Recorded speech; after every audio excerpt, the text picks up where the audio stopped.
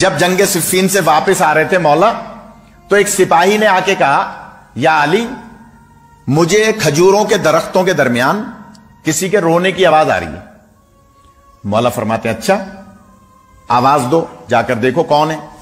اب جو وہ سپاہی گیا تو کیا دیکھا کہ ضعیفہ سرانے بیٹھی ہے اور رو رہی ہے، میت ایک سامنے پڑی ہے اور چاروں طرف کھجوروں کے درخت ہیں اور کچھ بھی نہیں ہے۔ عرض کر دوں یا چھوڑ دوں؟ یہ تھوڑا سا آمادہ کہا کہ آگے بڑھ کے مولا نے، اب یہ ذہن میں رکھیے گا خدا را، مولا نے اس سے اپنا تعارف نہیں کرایا کہ میں کون ہوں۔ وہ مولا کو مانتی تھی، پہچانتی نہیں تھی۔ بس جیسے ہم نے مولا کو دیکھا نہیں ہے، لیکن جہاں یا علی آتا ہے گردن جھک جاتی ہے نہیں، یا علی درود نکلتا ہے یا نہیں؟ تو اس کا مطلب کیا ہوا ڈاکٹر صاحب؟ ہم مولا کو مانتے ہیں لیکن بائی فیس پہچانتے نہیں ہیں۔ تو میں عرض کر رہا ہوں پہچانتی نہیں تھی، مانتی تھی۔ مولا نے سلام کر کے اس سے کہا کہ اے ضعیفہ، یہ تمہارا کون ہے؟ اس نے کہا میرا بیٹا ہے۔ کہا کہ پھر شریعت کا حکم ہے، مولا نے اپنا تعارف نہیں کرایا، یہ ذہن میں رکھیے گا۔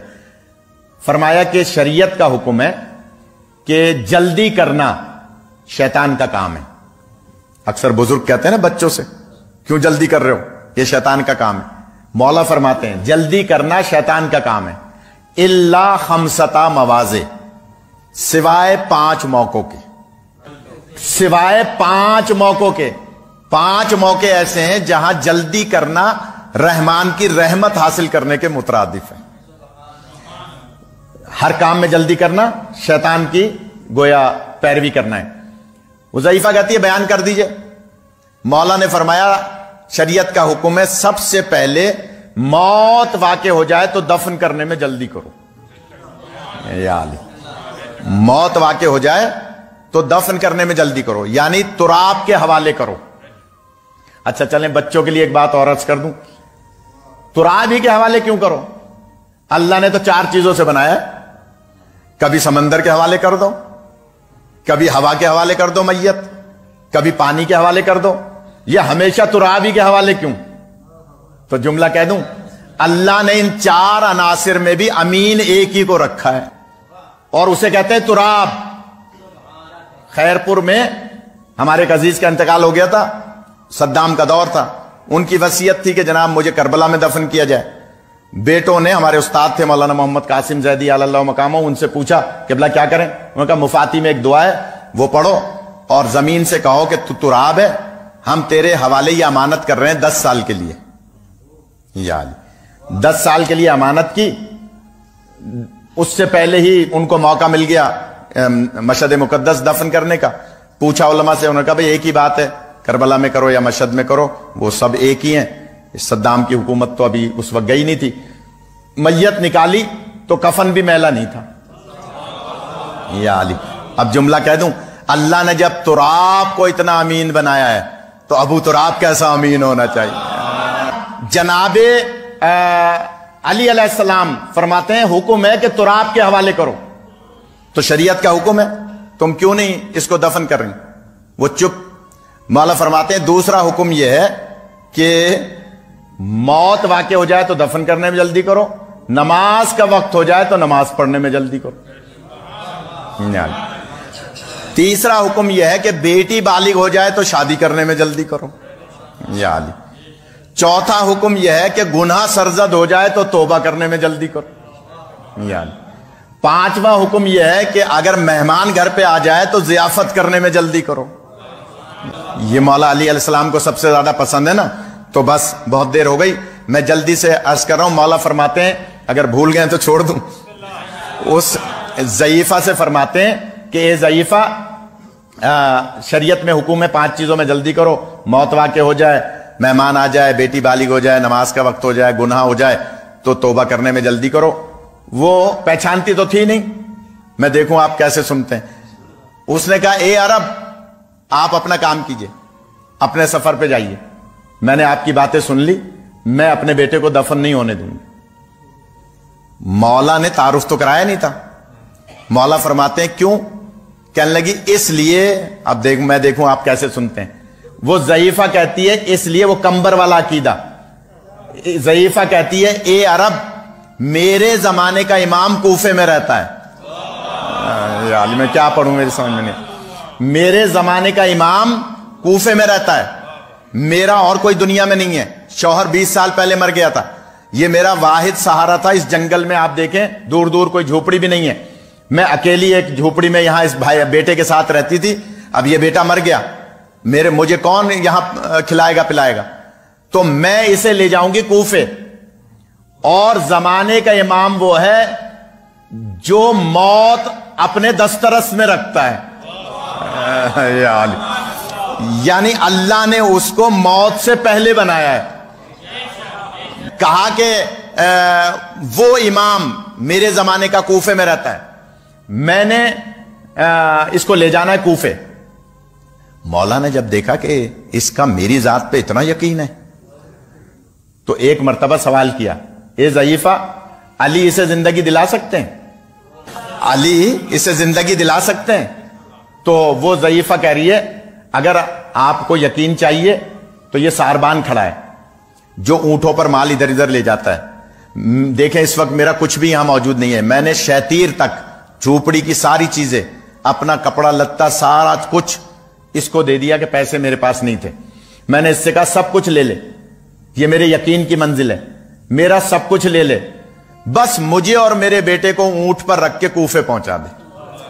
یا علی، یہ میرے یقین کی منزل ہے کہ میں اور میرا بیٹا کوفہ پہنچیں گے، میرا امام زندگی دلائے گا، یہ زندہ ہوگا، دوبارہ مزدوری کرے گا، سامان پھر بن جائے گا۔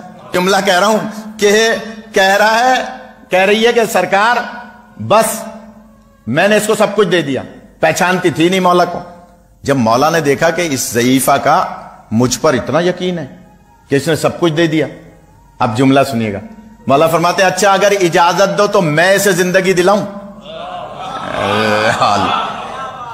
پہچانتی تو تھی نہیں، لیکن جیسے یہ جملہ کہا تو کانپتی ہوئی کھڑی ہوئی اور ہاتھ جوڑ کے کہتی ہے یہ دعویٰ یہ دعویٰ یہ دعویٰ سوائے میرے علی کے کوئی اور کر ہی نہیں سکتا ہے۔ یا علی، خدا آپ کو سلامت رکھے، یہ دعویٰ سوائے میرے مولا علی کے کوئی نہیں کر سکتا، اس کا مطلب ہے آپ ہی میرے مولا ہیں۔ معافی مانگنے لگی، میں بیٹھی رہی آپ کھڑے رہے، میں تیز بولتی رہی، مولا میں معافی مانگتی ہوں۔ مولا نے جو جملہ فرمایا یہ بھی ایک شریعت کا پورا ایک چیپٹر ہے۔ مولا فرماتے ہیں دیکھو اسلام ظاہر پر ہے، اگر تم مجھے پہچان کے عزت نہ کرتی، یا علی اگر مجھے پہچان کے عزت نہ کرتی تو تمہارا مواخذہ ہوتا۔ اب جملہ کہہ دوں، مسلمانوں نے بی بی کو پہچانا تھا یا نہیں؟ پہچان کر اگر عزت نہ کرتے تو تمہارا مواخذہ ہوتا، تم پہچانتی نہیں تھی، لہذا میں نے بھی معاف کیا، میرے اللہ نے بھی معاف کیا۔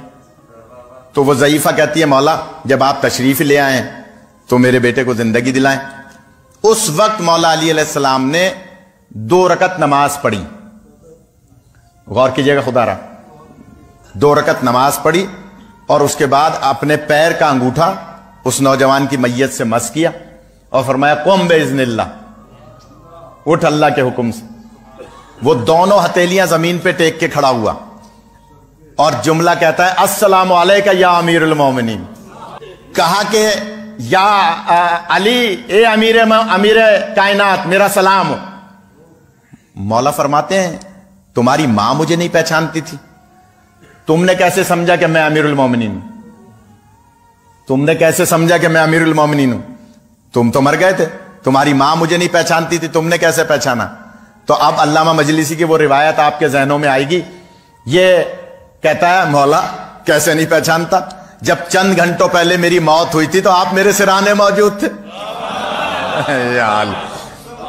علامہ مجلسی کی روایت ہے نا کہ ہر مرنے والے کے سرانے علی آئیں گے، لہٰذا وہ کہہ رہے ہیں مولا کیسے نہیں پہچانتا، جب میری چند گھنٹوں پہلے موت ہوئی تھی تو آپ میرے سرانے موجود تھے، لہٰذا آپ ہی میرے امیر ہیں۔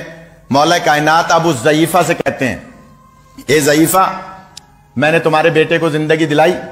اچھا سوال یہ پیدا ہوتا ہے بچوں سے پوچھوں میں، یہ بولتے نہیں ہیں، بتائیں مولا علی علیہ السلام نے 2 رکعت نماز کیوں پڑھی؟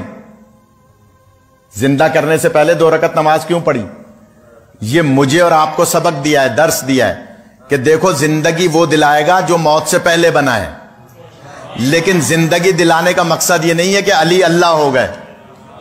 اللہ وہی ہے جس کے سامنے علی کا سر جھک رہا ہے۔ ایسے ہی نماز نہیں پڑھتے تھے، لہٰذا 2 رکعت نماز پڑھ کے پھر معجزہ دکھایا کہ اس نوجوان کو قم باذن اللہ کہہ کے زندہ کیا، اور جب وہ زندہ ہوا، اب مولا نے بس آخری 2 جملے سن لیں۔